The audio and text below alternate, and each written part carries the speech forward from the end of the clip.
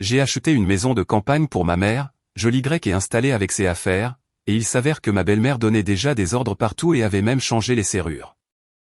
Mon petit chéri a dit que je pouvais garder cette maison. Alors allez-vous-en, ou j'appellerai la police. Cria-t-elle quand nous sommes entrés dans la maison. Je fermai le rapport annuel, écartai le clavier et me frottai les yeux fatigués. Le bureau se vidait progressivement. Vendredi, 18h. Les collègues se hâtaient vers le week-end. J'ouvris le tiroir inférieur de mon bureau, en sortis un carnet usé et notai soigneusement la somme. 250 $. Exactement, c'est ce que je pouvais économiser sur ce salaire. Encore une fois, tu restes tard. Sur le seuil de la porte apparut la silhouette du chef de département. Rossio, tu es notre workaholic connu, mais il est temps d'arrêter. Ton mari doit t'attendre. Je souris en refermant le carnet. J'y vais, Guillermo. Je calculais juste mon budget personnel. Ah, eh bien, ça, c'est sacré. Il acquiesça. Au fait, les primes de ce trimestre seront décentes. Ton travail avec le service des impôts a beaucoup aidé l'entreprise. Mon cœur battit plus vite. Prime. Cela signifiait que la somme désirée pourrait être réunie plus rapidement. Sur le chemin du retour, je décidai de passer chez mes parents. Mon père n'ouvrit pas immédiatement la porte. Il marchait avec difficulté après sa récente crise cardiaque. Son visage émacié, ses cheveux qui avaient grisonné ces derniers mois, à chaque fois mon cœur se serrait. Fille, se réjouit Ricardo, et maman est à la pharmacie, elle revient bientôt.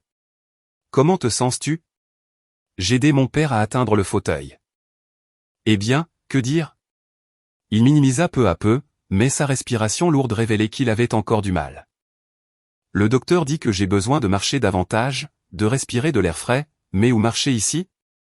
S'asseoir sur un banc de parc au milieu des gaz d'échappement. Ce n'est pas une promenade, c'est une torture. Dans l'appartement de mes parents, au 5e étage d'un immeuble préfabriqué sans ascenseur, il faisait chaud. Mon père descendait dans la rue avec difficulté. Remonter était encore plus difficile. Aucun air frais n'aidait si chaque sortie se transformait en une épreuve. La serrure claqua, maman Patricia était revenue avec un sac de médicaments. Je m'illuminai, mais je remarquai de nouvelles rides autour des yeux et des cernes dues au manque de sommeil. Quelle surprise! Moi ici, elle sortit un paquet de pilules. J'ai acheté des médicaments. Tu veux du thé? Dans la cuisine. Pendant que mon père somnolait dans la chambre, ma mère me murmura les dernières nouvelles. Le médecin a dit, il a besoin d'air frais, de tranquillité et d'une activité modérée. Idéalement à la campagne, dans la nature. J'ai déjà pensé. Peut-être louer une petite maison pour l'été. Et combien coûte le loyer? Demandai-je, calculant mentalement mes économies. Oh, où allons-nous trouver cela, ma chérie, soupira ma mère. Notre retraite, tu sais ce que c'est. La moitié part en médicaments. J'observais ma mère se déplacer dans la petite cuisine, posant sur la table des petits pots de confiture et coupant le gâteau qu'elle avait cuit le matin.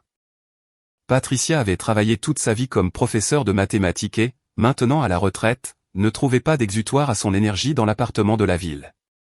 Tu sais, me confessa ma mère en me servant le thé. Parfois je rêve de mon petit potager. Je planterai des petites tomates, des petits concombres et des fleurs comme dans mon enfance chez grand-mère au village. Des astées, des dahlias, et ton père pourrait s'asseoir dehors, arranger doucement quelques petites choses. Je serrai la tasse. La décision qui s'était formée ces derniers mois prit finalement forme. Maman, tout ira bien, lui promis-je. Tu verras. À la maison, je trouvais le silence. Mon mari Emilio, comme toujours, était passé chez sa mère après le travail. Ma fille de 12 ans, Isabella, était chez une amie et Matteo, 8 ans, jouait dans sa chambre avec son jeu de construction. Maman, tu as mis beaucoup de temps, constata mon fils sans quitter des yeux la construction.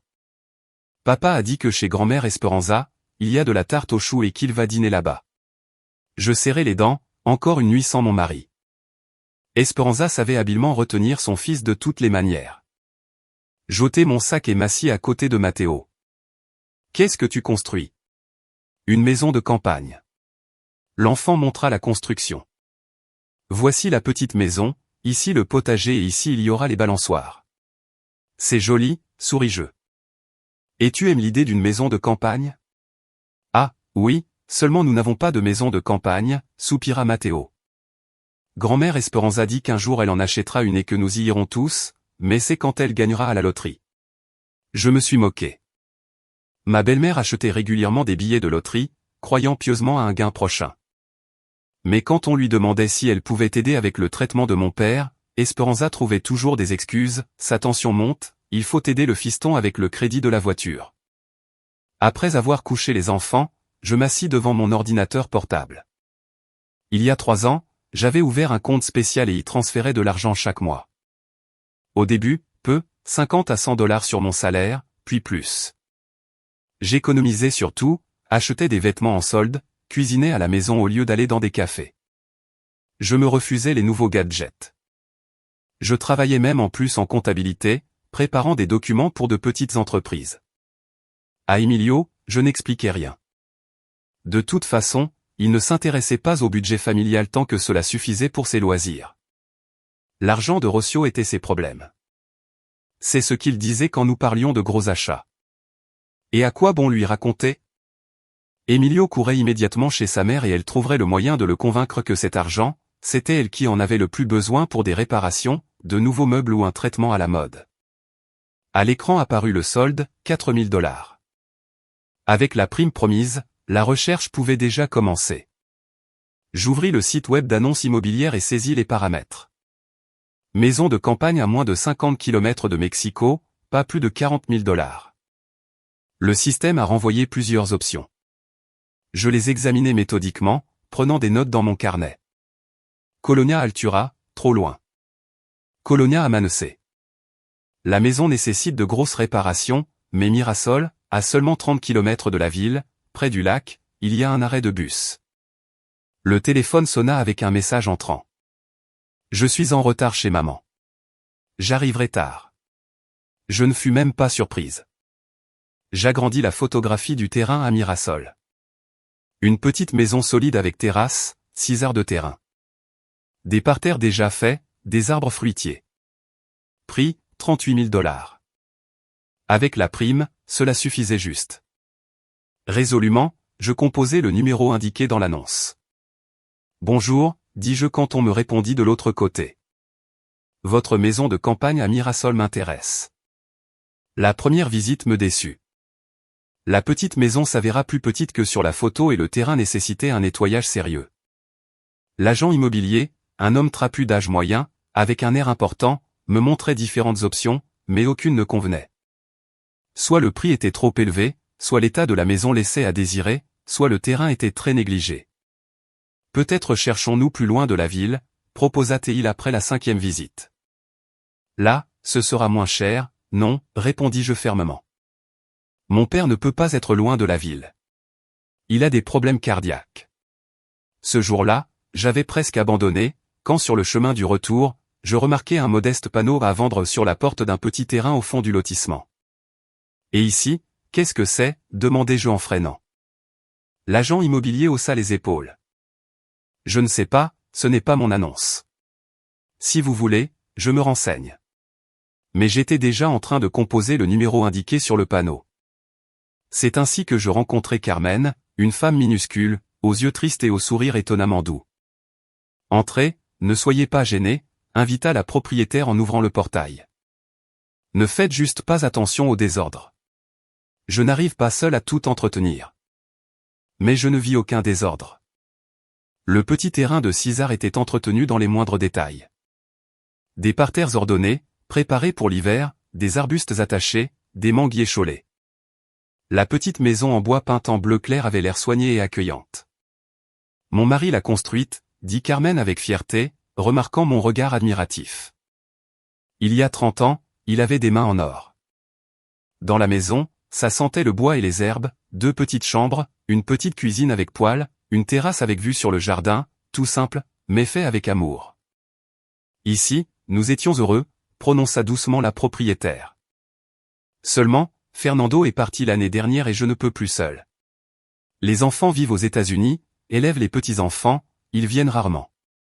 J'inspectais la maison et à chaque minute ma certitude se renforçait. C'était exactement ce dont mes parents avaient besoin, compact, accueillant, avec une âme. Mon père pourrait s'asseoir sur la terrasse, respirer l'air frais. Ma mère s'occuperait des parterres dont elle rêvait tant.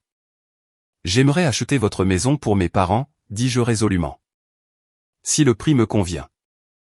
Carmen nomma la somme, 36 000 $. Je ne négocie pas, ajouta-t-elle. C'est un prix juste. Ici, la petite maison est solide et le terrain est soigné, et les voisins sont gentils. Les documents sont en ordre et surtout, l'endroit est béni. L'air ici est curatif. Il y a un petit bois à proximité. Puis-je donner un acompte, demandai-je. Sur le chemin du retour, l'agent immobilier tentait de me dissuader. Il serait préférable que je voie plus d'options. C'est le premier jour de recherche. Pourquoi se presser? Mais j'avais déjà tout décidé. Je sentais que c'était le destin, l'endroit où mes parents trouveraient paix et joie. Les démarches administratives prirent 2 semaines. Je vérifiai soigneusement l'historique du terrain, m'assurai de l'absence de charges, étudiai les documents de l'association. Tout était transparent et légal. Le jour de la signature du contrat de vente, je pris mon jour de congé au travail. Carmen apporta un dossier avec des documents et un trousseau de clés. J'ai déjà sorti toutes mes affaires, dit-elle. J'ai juste laissé un peu de vaisselle dans la cuisine et quelques outils dans le cabanon. Peut-être leur serviront-ils. Nous effectuâmes la transaction devant le notaire et je transférai l'argent. Tout ce que j'avais économisé en 3 ans d'économie et d'heures supplémentaires. La somme avec laquelle on pouvait acheter une voiture d'occasion ou faire des réparations dans l'appartement, mais je ne doutais pas un seul instant que j'investissais l'argent correctement.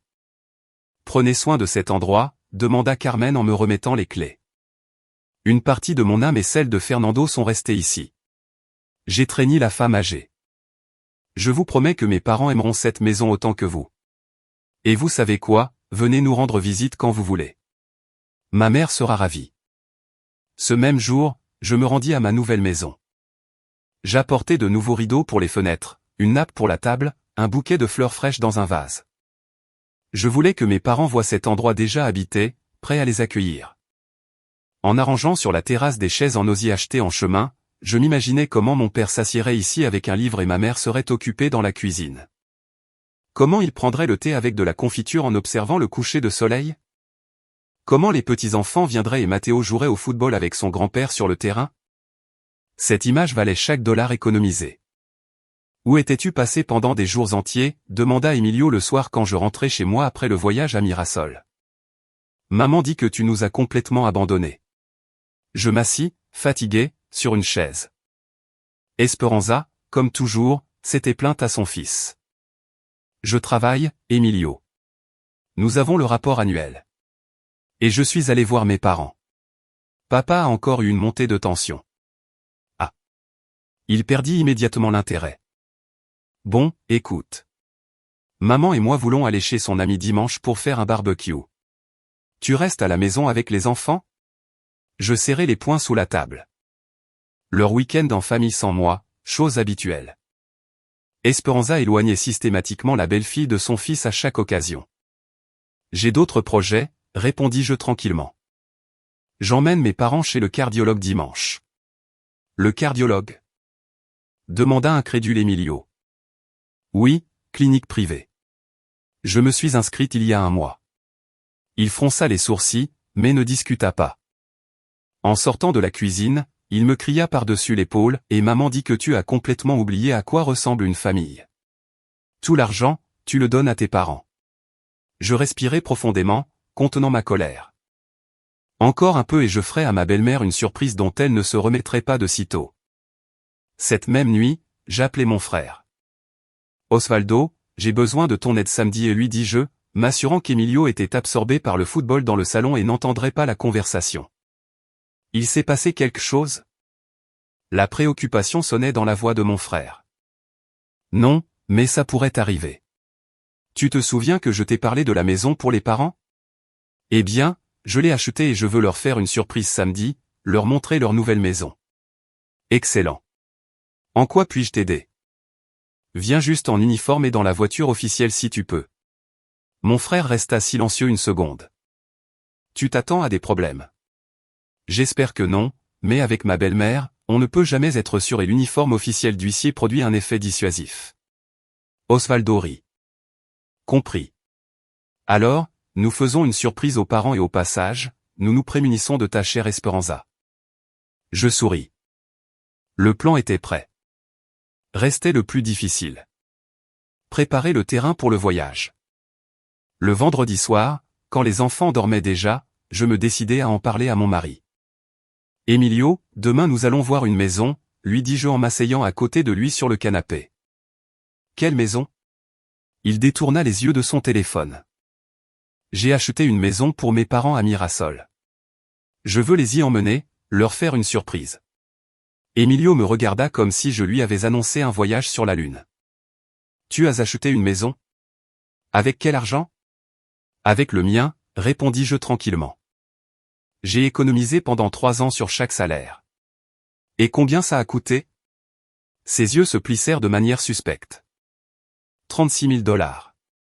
36 000 $. Emilio sauta du canapé. Tu as dépensé 36 000 $ pour tes parents sans même me consulter? Et quand m'as-tu consulté quand tu as acheté ta nouvelle voiture, répliquai-je. Ou quand tu as payé les réparations de l'appartement de ta mère? Il ouvrit la bouche, puis la referma sans trouver quoi objecter. Je t'informe juste, continuai-je. Demain, nous allons montrer à mes parents leur nouvelle maison. Je veux que toi et les enfants veniez avec nous. C'est important pour moi. Emilio garda le silence de mauvaise humeur, me transperçant du regard. Je dois appeler maman, parvint-il finalement à dire. Je souris ironiquement.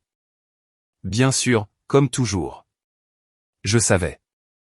Avant minuit, Esperanza serait informée de tous les événements. Et bien sûr, elle trouverait le moyen de gâcher la fête. Mais cette fois, j'étais préparé à toute surprise. Le samedi matin s'avéra étonnamment clair et chaud, comme si la nature elle-même soutenait mon idée. Je me levai avant tout le monde, préparai le petit déjeuner et mis dans le coffre une corbeille avec de la nourriture pour pique-nique, du linge de lit propre et un service de vaisselle de base, tout ce dont mes parents pourraient avoir besoin le premier jour dans la nouvelle maison. Les enfants s'agitaient, anticipant avec joie le voyage. Isabella dessina même une carte pour sa grand-mère et son grand-père avec l'image d'une petite maison au milieu des fleurs et l'inscription « Heureux déménagement ». Matteo rassembla ses outils jouets, mais très ressemblants aux vrais, pour aider son grand-père à réparer tout ce qui se casserait. Seul Emilio avait l'air déprimé, il buvait son café en silence, répondait par monosyllabes et regardait constamment son téléphone, attendant un appel ou un message. « Qu'est-ce qui t'arrive » demandai-je quand les enfants allèrent se préparer. « Tu es très étrange aujourd'hui. » Rien, il évita mon regard. J'ai juste mal dormi. Je soupirai.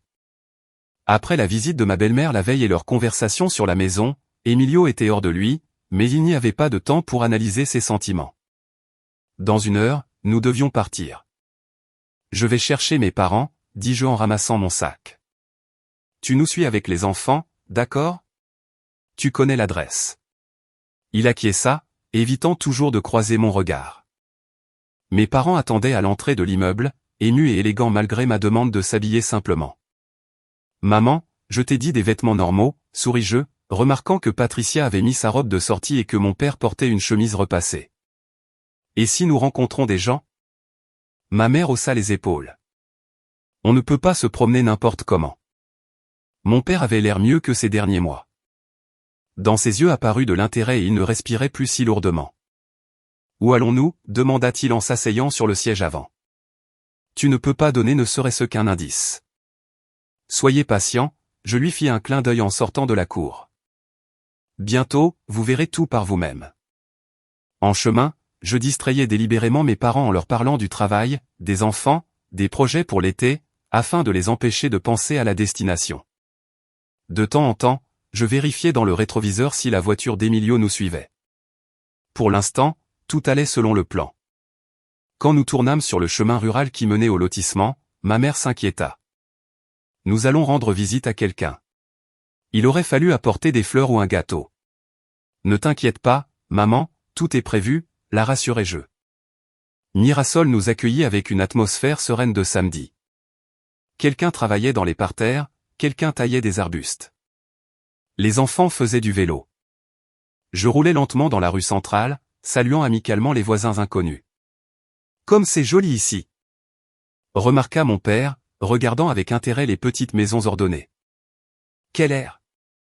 Il respira profondément et je remarquai avec joie qu'il n'eut pas à tousser longtemps après cela, comme cela arrivait souvent en ville. Finalement, nous tournâmes sur un chemin latéral et nous nous arrêtâmes devant le portail bleu connu. Le terrain avait l'air tranquille, des manguiers en fleurs, des sentiers ordonnés, une petite maison mais solide. Nous sommes arrivés, annonçai-je en coupant le moteur. Derrière nous se gara la voiture d'Emilio. Les enfants sautèrent immédiatement et coururent vers leur grand-mère et leur grand-père. La surprise va vous plaire, lâcha Isabella, contenant à peine son émotion. Je sortis de mon sac une enveloppe avec des documents et la remis solennellement à mon père. Heureux déménagement, papa.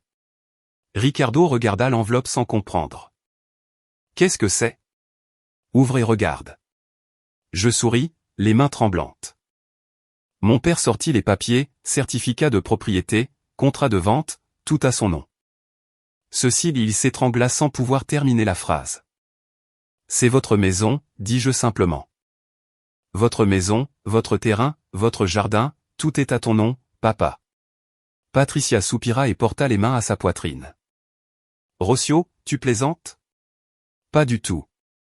Je sortis de ma poche un trousseau de clés. Tiens, prends. Maintenant, c'est votre maison. Mon père s'assit lourdement sur le banc près du portail. Ma mère s'assit à côté de lui, mêlant confusément les clés dans ses mains. Mais comment, murmura-t-elle, d'où as-tu tiré autant d'argent? J'ai économisé pendant 3 ans, expliquai-je. Je mettais de côté sur chaque salaire, je travaillais en plus, tout pour ce moment. Patricia fonda en larmes en m'embrassant. Ma chérie, mon trésor. Moi aussi je contenais difficilement mes larmes. Pour cela valait la peine d'économiser et de me refuser tout.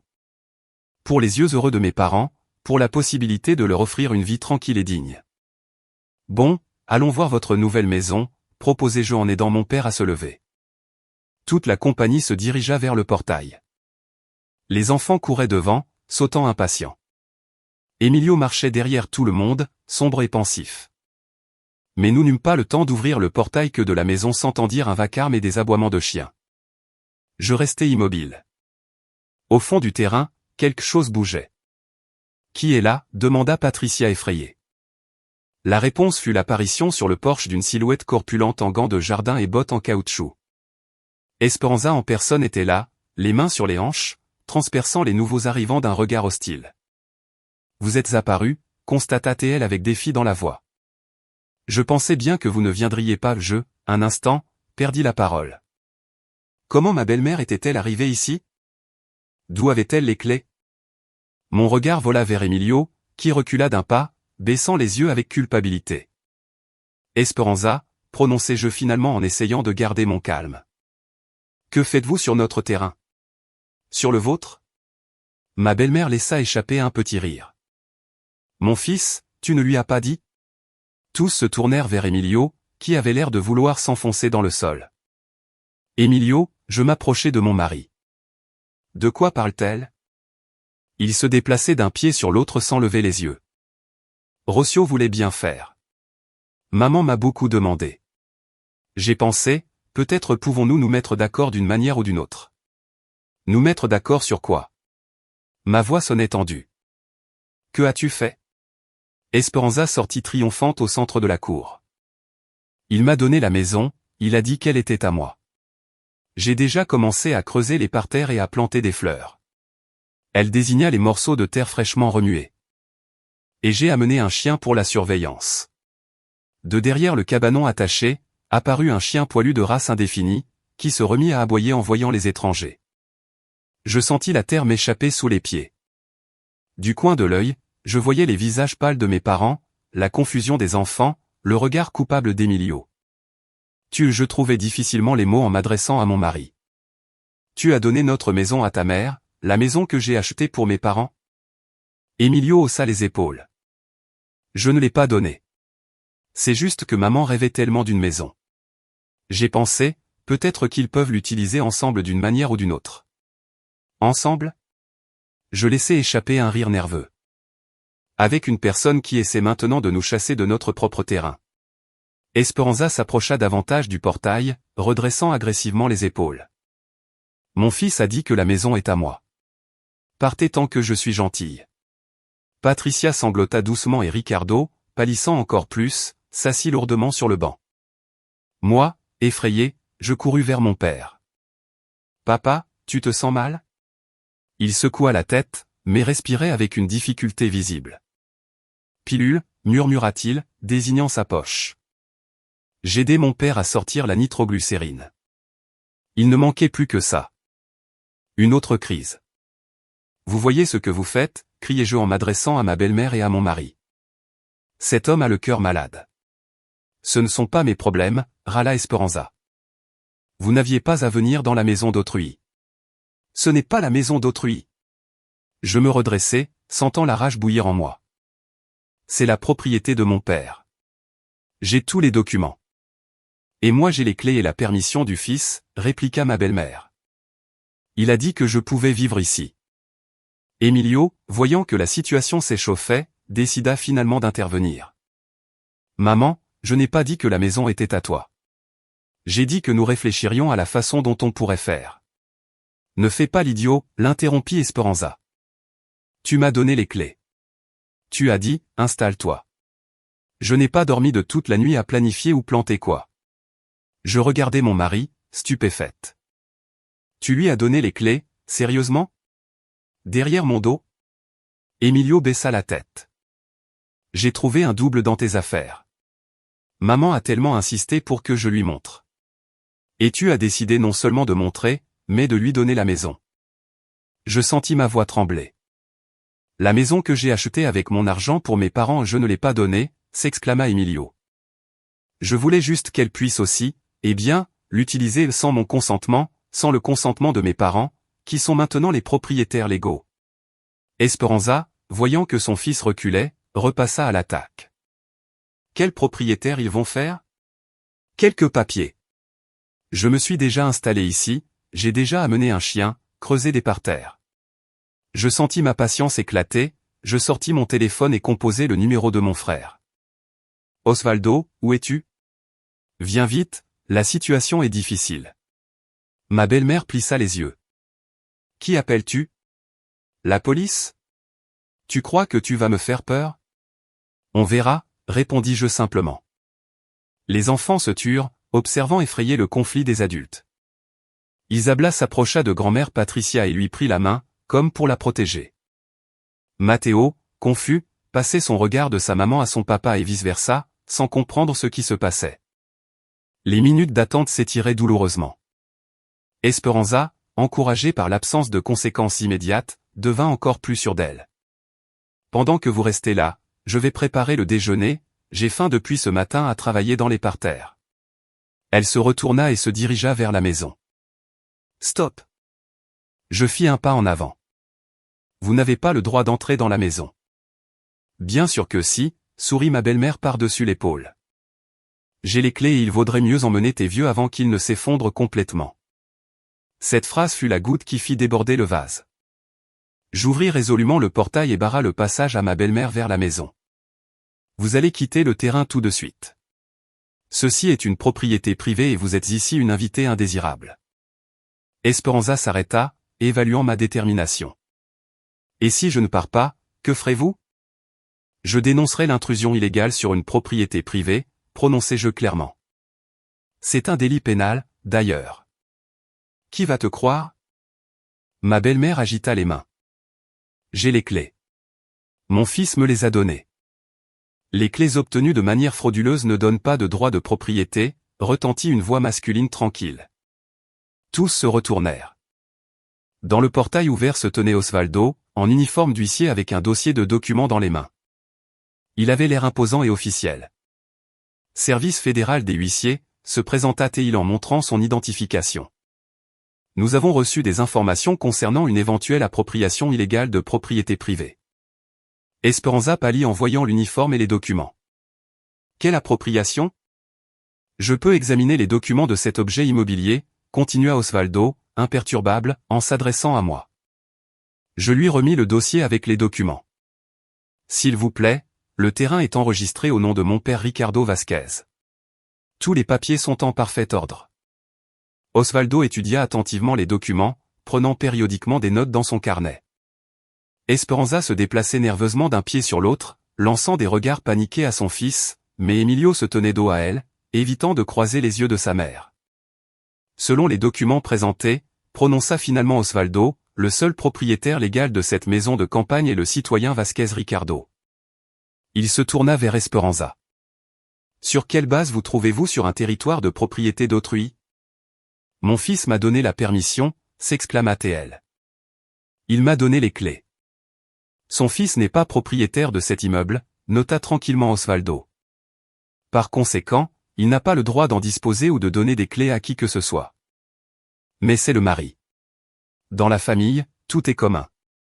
Cet objet immobilier n'est pas une propriété conjugale acquise en commun. Osvaldo parlait calmement et officiellement. Il a été acquis avec les fonds personnels de la citoyenne Hernandez Rocio et enregistré au nom de son père.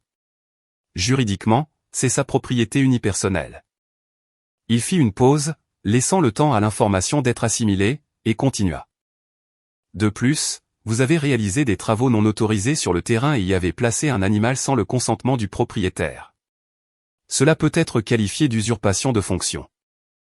Esperanza cligna des yeux, effrayée. Quel cas pénal? Juste creuser des parterres sur une terre d'autrui, sans la permission du propriétaire, clarifia Osvaldo. Et vous avez également amené un animal qui peut potentiellement causer des dommages à la propriété. Il ouvrit son carnet.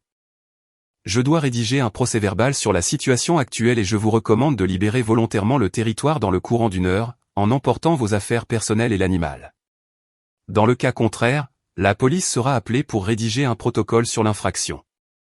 Je remarquai comment l'expression du visage de ma belle-mère changeait, de combative à confuse, puis effrayée.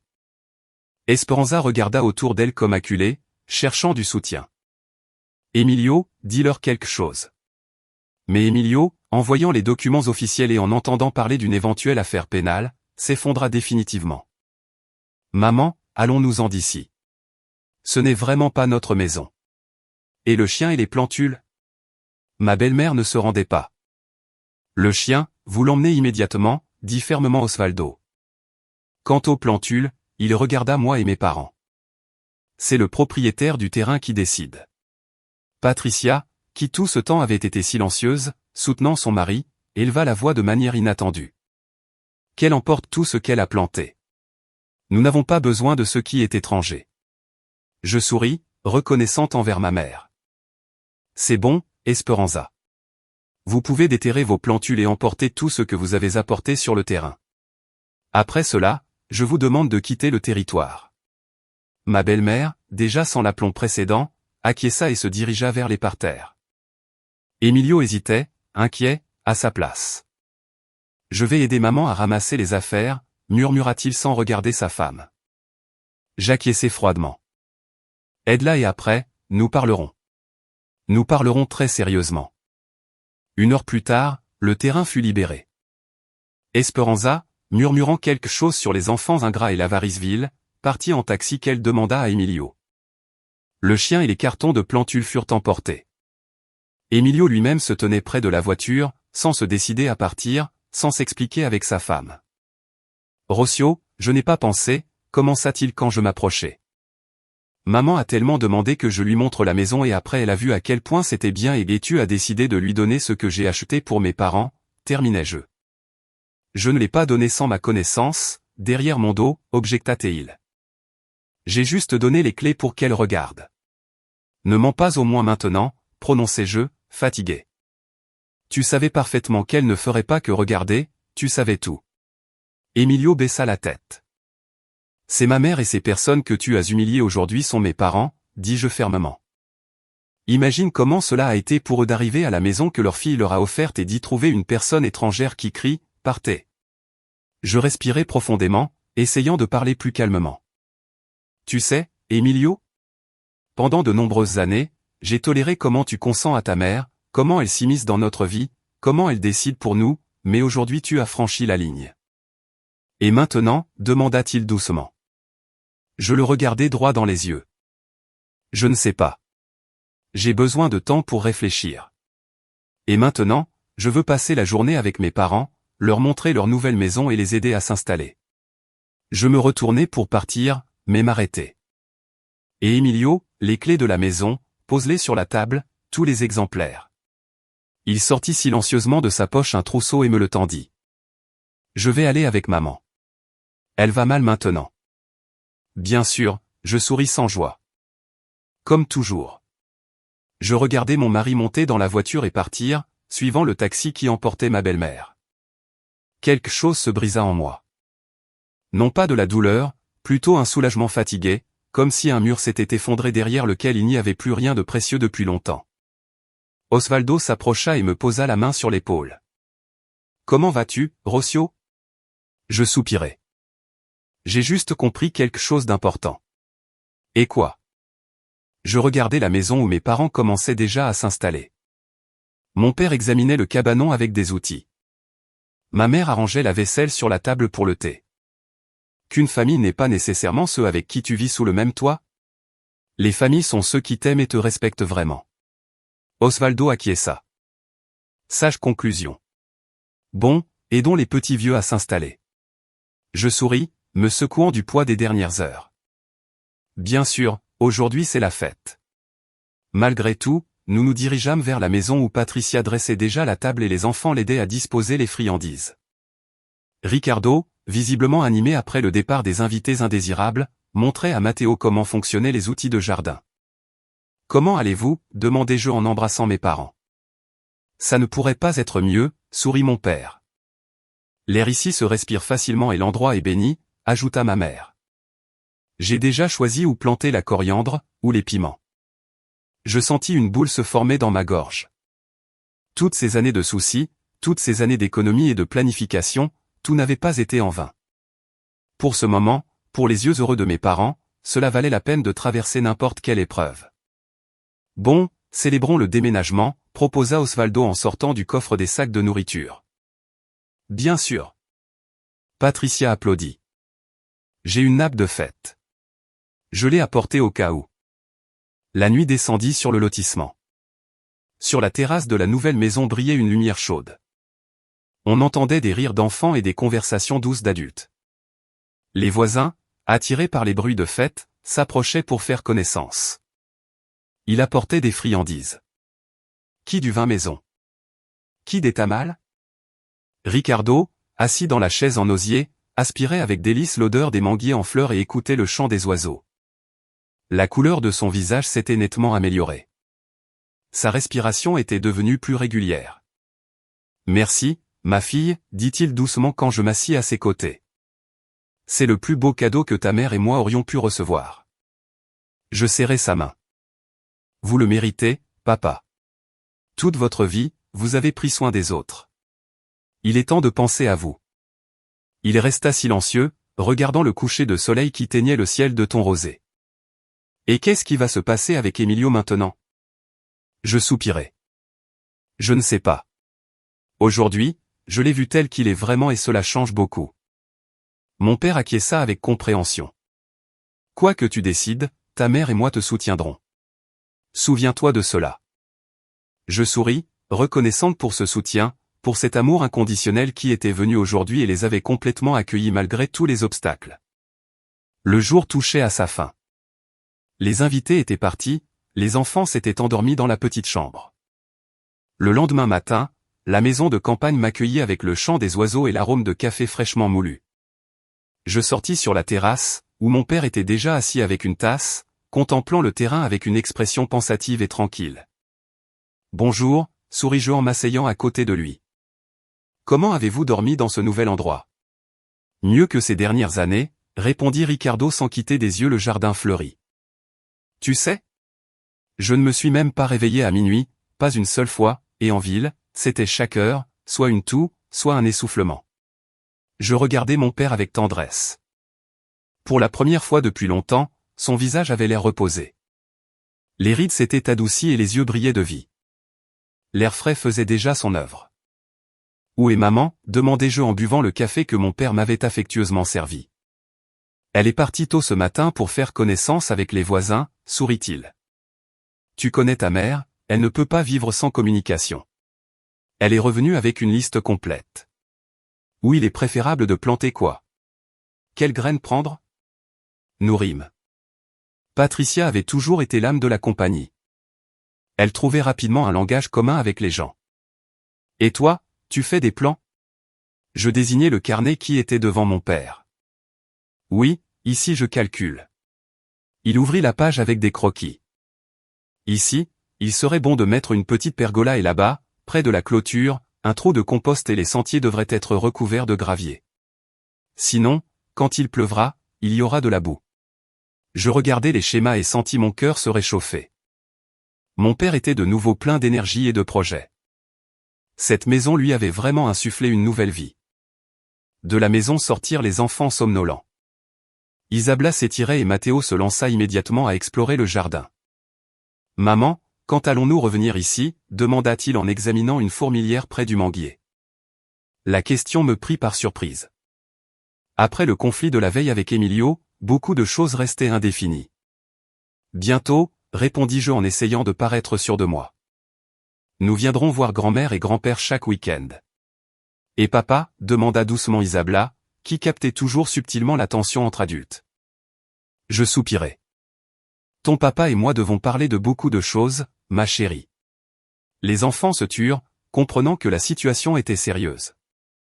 Isabella s'assit à côté de son grand-père et commença à lui poser des questions sur les plans d'aménagement de la maison, changeant délicatement de sujet. Dans l'heure, Patricia revint chargée de sacs de plantules et de pâtisseries fraîches. « Imaginez, les voisins sont si aimables », s'exclama-t-elle en arrangeant les friandises sur la table.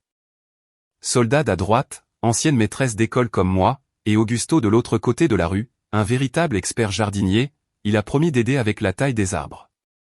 Et il vous invite tous à prendre le thé. Je souris en voyant ma mère rayonner littéralement de bonheur. En une seule matinée, elle avait réussi à faire des connaissances et des plans pour l'avenir. Merveilleux, maman. Je suis contente que vous aimiez ici. Que nous aimons? Patricia applaudit. Ma chérie, ton père et moi rêvons de cela toute notre vie. Notre petit bout de terre, notre petite maison. Elle s'étrangla un instant et ses yeux s'humidifièrent. Seulement hier cette situation ne se répétera pas, je secouai fermement la tête. Non, maman, je me suis occupé de tout. Osvaldo a rédigé un procès-verbal officiel hier et en plus nous avons changé les serrures. Maintenant, c'est seulement votre maison. Patricia expira avec soulagement. Non pas que j'étais inquiète, mais après hier, je comprends. J'étreignis ma mère. Mais tout est vraiment terminé. Personne d'autre ne va perturber votre tranquillité. Vers midi, Osvaldo arriva. Il s'était changé en vêtements civils et avait apporté de la nourriture pour un barbecue. Alors, comment s'est passée la première nuit dans le nouvel endroit? Demanda-t-il joyeusement, en embrassant ma sœur. Excellent, souris-je. Papa s'est simplement transformé et maman a déjà fait connaissance avec tous les voisins. Osvaldo acquiesça, satisfait. C'est ce que je pensais. Et notre invité indésirable n'est plus apparu? Non. Je secouai la tête. Et elle ne réapparaîtra pas, j'en suis sûr. Tu l'as bien effrayé hier. Je suis content d'aider, sourit mon frère. Mais si je suis honnête, je ne bluffais pas. L'intrusion illégale sur une propriété privée. C'est un article réel. Nous nous écartâmes sur le côté pour ne pas déranger les enfants et les parents qui planifiaient avec enthousiasme la disposition des parterres. Emilio a appelé, demanda doucement Osvaldo. Je secouai la tête. Non, et moi je n'ai pas appelé. Je crois que nous avons tous les deux besoin de temps pour assimiler ce qui s'est passé. Mon frère me regarda attentivement. Et que comptes-tu faire?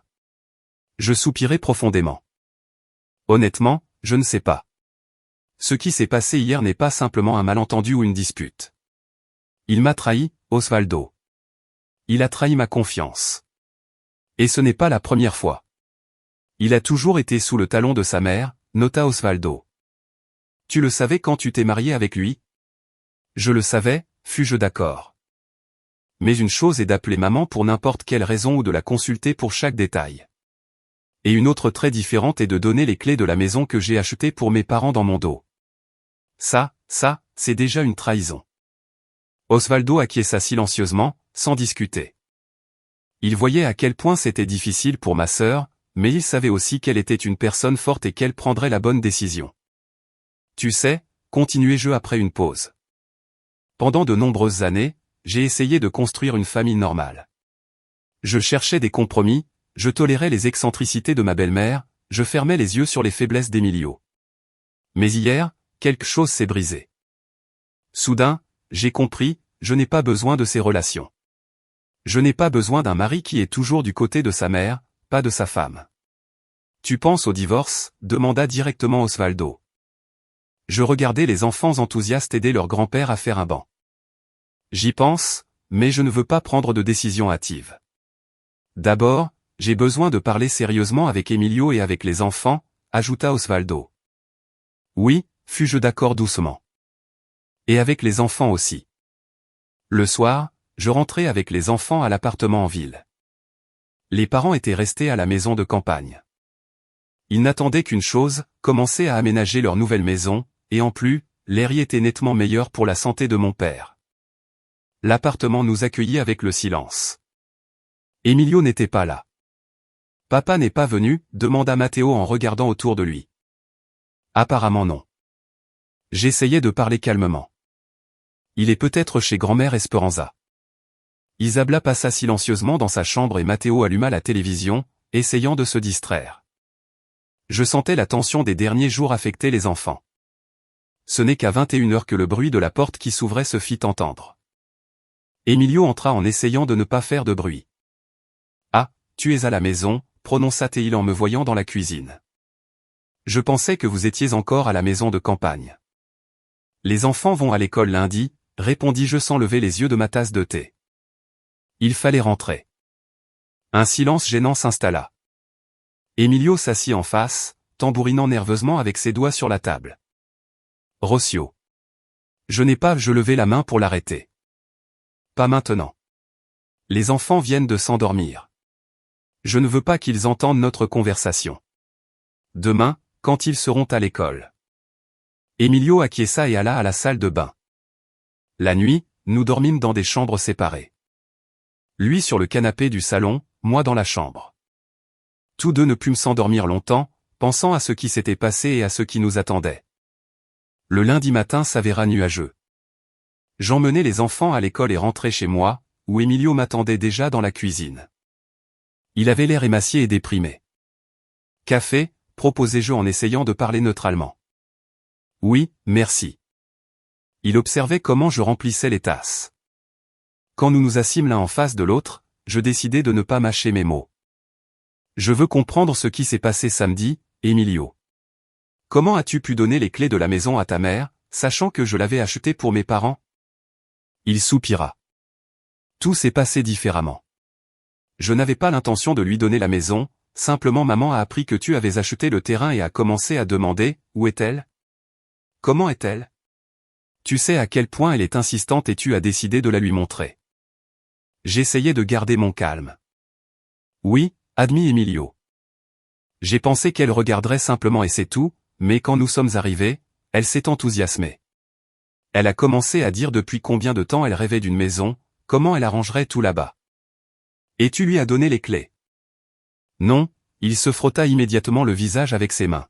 « D'abord, j'ai essayé d'expliquer que c'était la maison de tes parents, mais elle a commencé, tu sais comment elle est, elle disait que c'était injuste, que je devais penser à ma mère, pas à tes parents, que dans la famille, tout devait être commun. » J'écoutais et en moi grandissait la déception. Le même scénario habituel, Esperanza manipule, Emilio cède. « Et tu as cru que j'accepterais de donner la maison que j'ai achetée avec mon argent pour mes parents à ta mère ?» demandai-je en le regardant dans les yeux. « Non, non, pas comme ça », il secoua la tête. « J'ai pensé, peut-être qu'ils pourraient d'une manière ou d'une autre la partager, tes parents et ma mère, à tour de rôle, par exemple. » « À tour de rôle ?» Je souris sans joie. « Avec une personne qui a crié à mes parents, partez. »« Sérieusement, Emilio ?» Il baissa la tête. « Je n'ai pas pensé qu'elle se comporterait ainsi, qu'elle amènerait un chien, commencerait à creuser des parterres, mais c'est exactement comme ça qu'elle se comporte toujours. » J'écartai ma tasse. Elle prend le territoire, mais tout le monde devant le fait accompli et toi, tu lui cèdes toujours. C'est ma mère, prononça doucement Emilio. Et moi, je suis ta femme. J'élevai la voix, mais me contrôlai immédiatement. Je suis ta femme, Emilio. Et ces personnes que toi et ta mère avez humiliées samedi sont mes parents. Des personnes qui ne se sont jamais immiscées dans notre vie, n'ont pas exigé de traitement spécial. Je fis une pause, organisant mes pensées. Tu sais ce qui est le plus offensant? Non pas que tu aies donné les clés, mais que tu l'aies fait dans mon dos. Tu as trahi ma confiance. Emilio regardait la table sans trouver de mots. Pendant de nombreuses années, j'ai essayé de construire une famille avec toi, continuai-je. Je cherchais des compromis, je tolérais les ingérences de ta mère dans notre vie, mais maintenant je vois que c'est inutile. Tu seras toujours de son côté. Ce n'est pas vrai, objecta-t-il.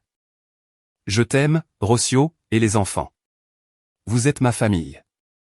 Alors, pourquoi as-tu permis à ta mère de ruiner ce qui était si important pour moi, demandai-je doucement. Pourquoi ne m'as-tu pas défendu, moi et mes parents, contre ces caprices? Emilio garda le silence. Nous connaissions tous deux la réponse. Je crois que nous devons nous séparer, prononçai-je finalement.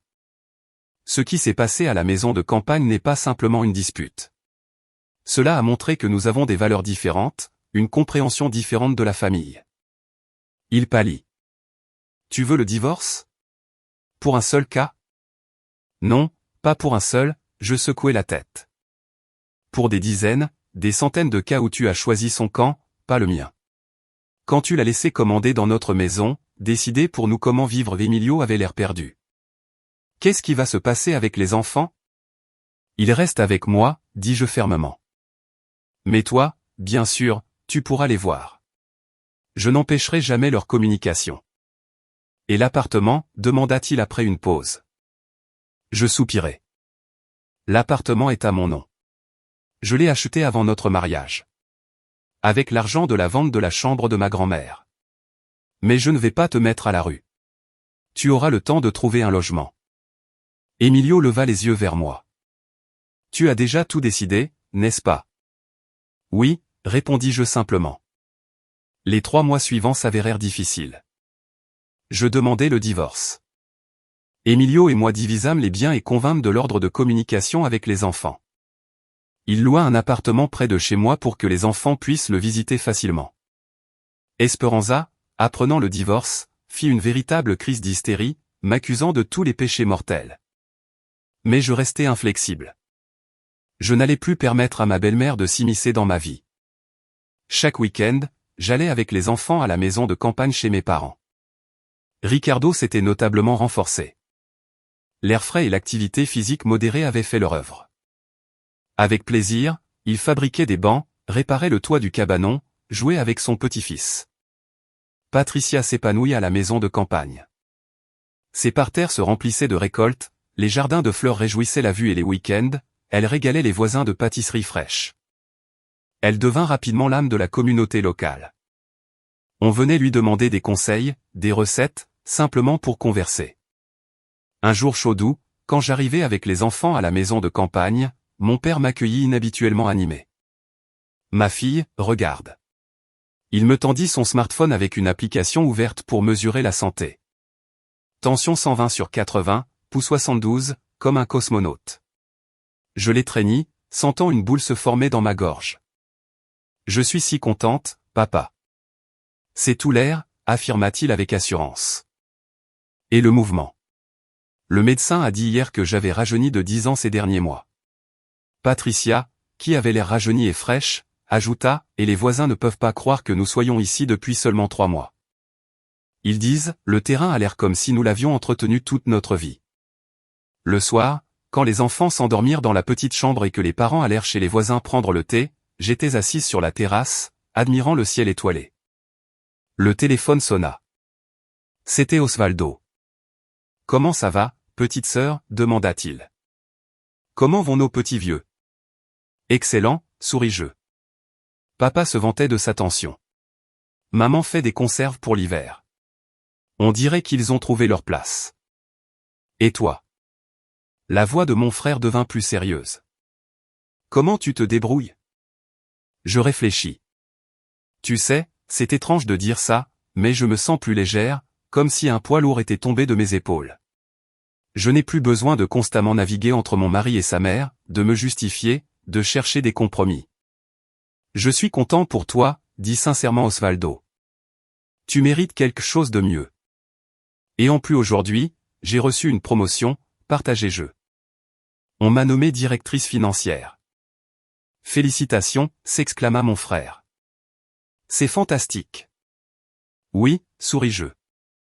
Maintenant, le salaire sera plus élevé et je pourrai payer plus vite le crédit de la maison. À propos de la maison, Osvaldo hésita, tu sais que ton ex-belle-mère et Emilio louent un studio en banlieue. Je soupirai. Je sais, les enfants me l'ont raconté. Emilio pourrait trouver un meilleur logement, mais apparemment une grande partie de son salaire part dans les besoins de sa mère. Elle ne peut toujours pas comprendre comment tout a tourné ainsi. Osvaldo sourit. Les connaissances disent qu'elle se plaint à tout le monde. Comment elle a perdu une maison prête et un fils obéissant? Nous parlâmes un peu plus et moi, faisant mes adieux à mon frère, resté seul sur la terrasse. Les étoiles scintillaient dans le ciel sombre. Du jardin parvenait le grésillement des grillons et l'arôme des fleurs nocturnes. Je pensais au chemin que j'avais parcouru ces mois-ci, aux difficultés que j'avais surmontées, aux leçons que j'avais apprises. Bien sûr, devant moi, il y aurait encore de nombreuses épreuves, élever les enfants, de nouvelles relations avec mon ex-mari, prendre soin de mes parents vieillissants. Mais maintenant, en cette nuit d'été tranquille, je ressentais paix et sécurité. J'avais pris la bonne décision pour moi, pour mes parents, pour mes enfants. Et la maison que j'avais acquise avec tant de travail était devenue non pas une pomme de discorde, mais un symbole d'une vie nouvelle et meilleure. De la maison, on entendit des pas. Mes parents étaient rentrés. Tu ne dors pas. Patricia s'assit à mes côtés. Tu admires les étoiles. Oui, souris-je. Et je pense à la façon dont tout s'est déroulé. Ma mère me prit la main. Tu sais, ma fille? Je veux dire, ton père et moi sommes très fiers de toi, non seulement pour la maison, bien que ce soit un beau cadeau, mais pour la force que tu as acquise. Quelle bonne décision tu prends. Ricardo, debout à la porte, acquiesça. Tu es une courageuse, Rocio, une vraie courageuse. Je sentis les larmes s'accumuler dans mes yeux, non de tristesse, mais de chaleur et de gratitude. J'avais trouvé en moi la force de changer ma vie, de me sortir de relations toxiques, de protéger ce qui m'était cher et en regardant mes parents transformés, les enfants qui dormaient paisiblement sous le ciel étoilé du lotissement, je savais que tout n'avait pas été en vain. Devant moi se trouvait un nouveau jour, de nouvelles possibilités, une nouvelle vie, et j'étais prête pour cela.